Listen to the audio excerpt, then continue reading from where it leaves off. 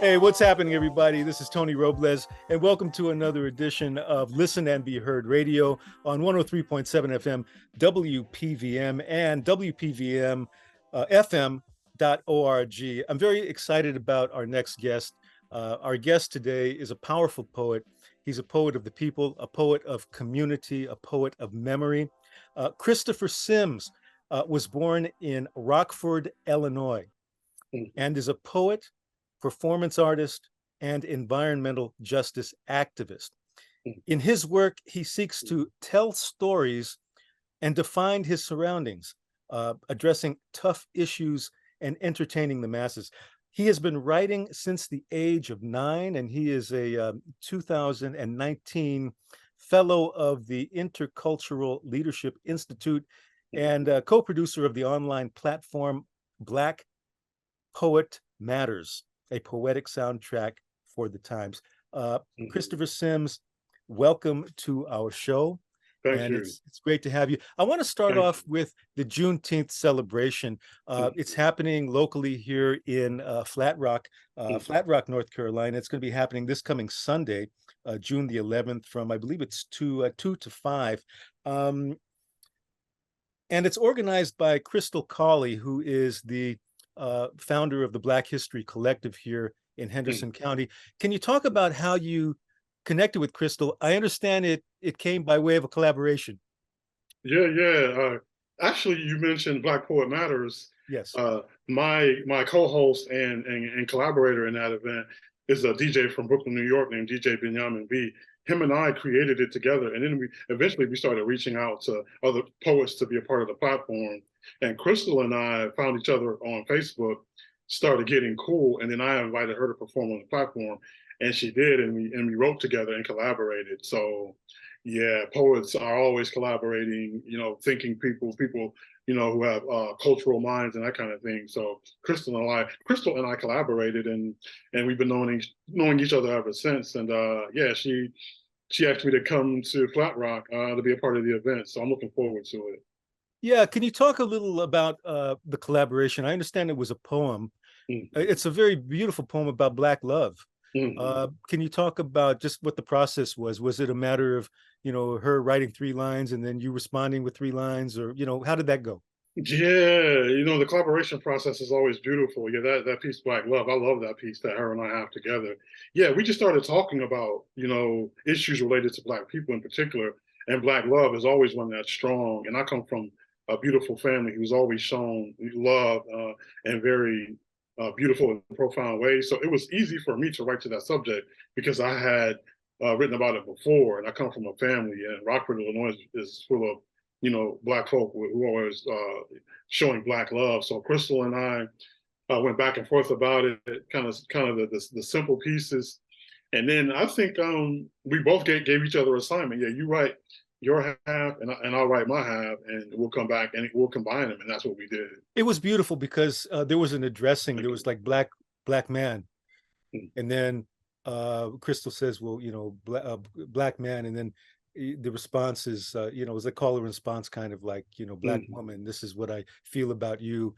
That's very important because, what we're seeing in the media oftentimes is this wedge, this separation of Black women and Black men, this animosity. And you see it all the time. You watch television commercials and you might see a family, and you don't, it's getting rarer and rarer to see a Black man and a Black woman portrayed in a family unit like that. And yeah, it's crazy. And I think that the poem, it really resonated because, Crystal's been writing for a while, but I think what kind of took off for her was the killing of Ahmaud Arbery. Oh yeah, we did a reading together, and I think it really kind of got her off into poetry. So can you maybe speak on maybe a little bit more on Black love and how that that emotion maybe inspires you as an artist and an activist? Sure. Yeah, thank you for that question. Yeah, and I'm happy that Crystal took that direction because I can see how passionate she is about Black love in the Black community. and Yes. events, that celebrate the Black culture. But Yes. yeah, and I've been writing a lot of the same material, and it strikes me all the time. Yeah, even the images that you talk about, a lot of the commercials you see, and I watch ESPN a lot because I'm into sports, and I see some commercials, and oftentimes you might see a Black dude with a white woman in the commercial, or a Black guy with maybe a Chinese woman. So it's that separation of the Black man and Black woman. And not to say that those relationships shouldn't exist, but yeah, the separation of the Black man and Black woman isn't helpful for us.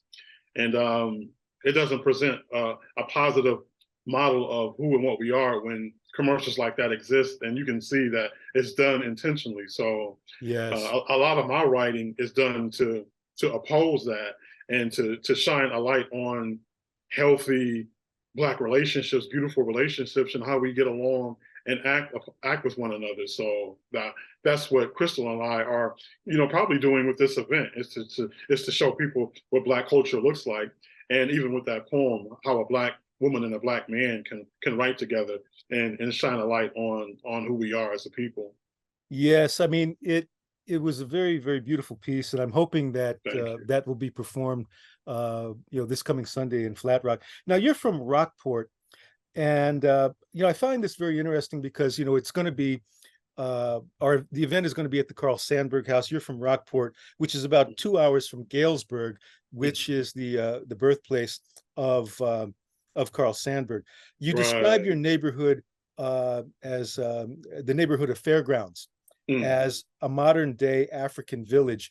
mm, And I found it was a short essay that you wrote about it. It kind of mm, reminded me a little bit of the descriptions that Robert Justice writes in his book. mm, There was a book that he did called "You Can't, They Can't Take Your Name." mm, His stories are about the falsely accused people that have been sent to prison, and his mm, stories take place in Denver in a place called Five Points. And in reading your description of Fairgrounds or the mm, grounds, it kind of reminded me of what how Robert Justice describes Five Points.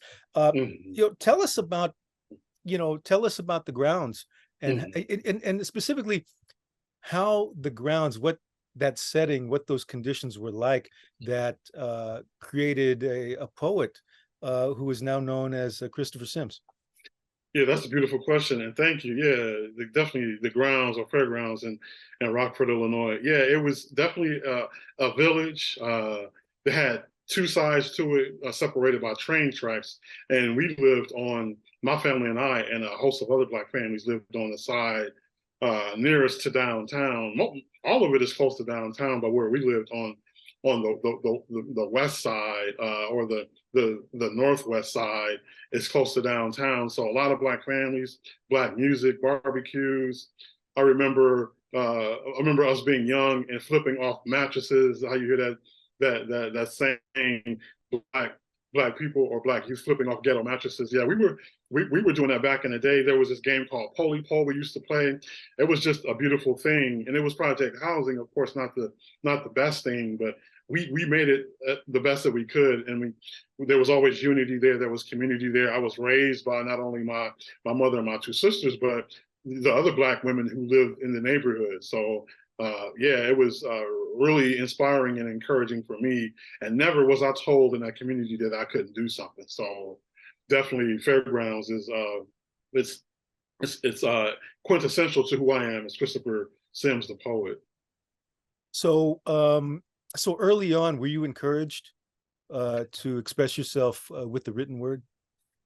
You know, when we were in Fairgrounds, I hadn't started to develop my writing, my poetry, my emceeing abilities, but we were breakdancing back then. So I was Mhm. actually, before I got good at writing, I got good at breakdancing or dancing back in the days. And yeah, the older folk in the community weren't saying, y'all shouldn't do that. That's not cool. They loved to see us do it. And I remember a story, my mother, somehow she got me, my cousin, and some other family members, my brother, yeah, some cousins, to come to a nursing home where she worked at. And we put on a breakdance show for the nursing home, the people who were at the nursing home. And Oh, no yeah, kidding. You guys did that. yeah, Oh, we was getting wow. busy. Yeah. So yeah, it Yeah. was a Yeah. beautiful thing. One of the things that you wrote was that there's a need. Well, I'll read it, just a couple of lines. You said, we need powerful, empowering poetry, poetry Mhm. that promotes positivity, poetry that encourages people to progress, poetry that gives birth Birth to to revolution. revolution. Mhm. Talk about the power of poetry, because many people uh, don't gravitate towards it. Mhm. Um, you know, Talk about your own vision of poetry and how the power of poetry, as it applies to your work, can bring about change in neighborhoods, change in the way people Mhm. see themselves. You know. Yeah, that's another great question. And a lot of my understanding of poetry comes through early rap and hip hop music. And what made me a poet is when I heard Curtis Blow or Run DMC or Hmm. the Fat Boys back in the days. Yeah, yeah. They definitely inspired me to discover poetry in that regard. But when I started writing spoken word poetry, I started looking into people like Sonia Sanchez, Nikki Giovanni, Amiri Baraka, Mm. all those poets, and I can name others, but definitely those poets inspired me to be who I am. And there a lot of their poems are community oriented. They're about culture. They're about who we are as a people. So I gravitated towards that. So that's definitely been my vision of poetry. And then poetry has always created community for me. And I've helped create community through poetry. And for me, that's been profound. It's been empowering and it's been encouraging. And I've seen communities transform because of an open mic or a poetry slam in a particular community. Being an African American, there's a legacy of poetry. I think Ishmael Reed said that there was this legacy of confrontation, because of the oppression that the community was using the spoken word or the written word in confrontation. But also, being African American, you in your poetry have a sense of where where your place in the world is. I mean, you have poems Mm-hmm. like Hymn to a Community Garden, and then also a very lovely poem called Multicultural Soup. I'll just read a Mm-hmm. line Thank here. you. See, we are not in the world alone. We don't have all the answers as individuals, so it's critical that we come together and share, that we Mm-hmm. get together and talk, that we come together um, and learn. Can you, Mm-hmm. expand on that, because it just seems that your worldview is really part of it is really breaking down borders, mental borders that for the most part are really false and gives us a false impression of our reality and our history and where we Mm-hmm. are as people in the world, particularly people of color. Definitely. Yeah, I'm all about building bridges. I mean, even you and I being able to talk right here is bridge building, and I really enjoy that. And I'm glad that Crystal was able to make these connections for this Yes. to happen. But yeah, I think when people are in a room or rooms or maybe outside or wherever, and when we can talk and converse and conversate and have very honest conversations and share really progressive ideas, I think we're at our best because we get to break down those borders or push away what folk want us to think or how they want us to act negatively around each other. But especially people of color, we're definitely a very conscious people, but we're also very positive people too, who have the insight and foresight to be able to have really powerful discussions. I was Unitarian Universalist for almost 20 years, and there was a group called Drum that I was a part of, and Drum stands for Diverse Revolutionary Unitarian Universalist Multicultural Ministries. And no matter what ethnic background you could think of, is a part of Drum. That group still exists. So that empowered me as somebody who could be around people no matter where we come from and build bridges and make Yeah. some really powerful, especially anti-racism work happen. Hmm. No, that's fantastic, and it really comes out in your poems. It's kind of you're addressing these larger issues, but they're within the realm that we can grasp. In the multicultural soup, for instance, those are spoonfuls that we can taste. We Yeah, can taste the vision and the passion. Um, appreciate it. I wanted to bring this up as well. Sly Stone a long time ago had a song with the lyric, "I am everyday people," Oh yeah, yeah, yeah. which Arrested Development took and used in a song, "Everyday I People." just heard that on the radio in my car the other day. Yeah, yeah. And I wanted to ask you, um, because it's clear in your work that the everyday person, the person that is out there, is a big inspiration to your work. Mhm, How do everyday people inform your work? Because we have mhm, these everyday struggles, mhm, and sometimes you just, like Marvin Gaye said, you make me want to holler, throw up my hands. Um, mhm, how do you keep the fire going in face of policies that that want to ban books, that don't mhm, want us to know the truth about ourselves and our communities? mhm, They mhm. put these things out to divide us and Yeah, be at definitely. each other's throats. So Mhm. how do everyday people inform you in your work? You know what? That's another beautiful question, and thank you for that question, Tony. I think going back to fairgrounds, I was around everyday people all the time, and not only in fairgrounds. There was Concord, there was Black Hawk, there was Orton Keys. All of these are other housing projects in Rockford. I was born and raised in to respect and to honor and to have conversations with everyday people. And even when I can be anywhere traveling as a poet or whatever, and I'll strike a conversation with somebody because I want to know their everyday struggles. I just want to know who they are, and I think that comes from my lineage.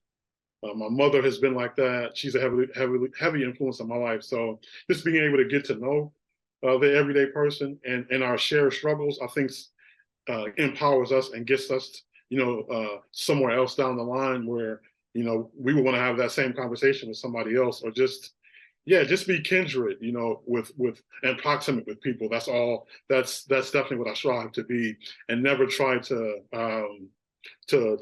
to look down at people. I wasn't taught to be that way. Yeah, just be amongst everyday people. Be universal, definitely, and yeah, you can learn any and everything from no matter who you start a conversation with. And I try to maintain and sustain that. Yeah, getting back to the Juneteenth commemoration celebration, I believe it's the first time that that is going to be celebrated at the Carl Sandburg House.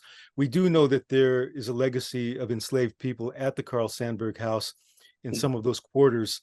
The legacy of enslaved people here in North Carolina, in this part of the country. Um, I know we spoke briefly before the interview that you have family that goes back to, I think it was Arkansas. I think you currently live in Virginia right now.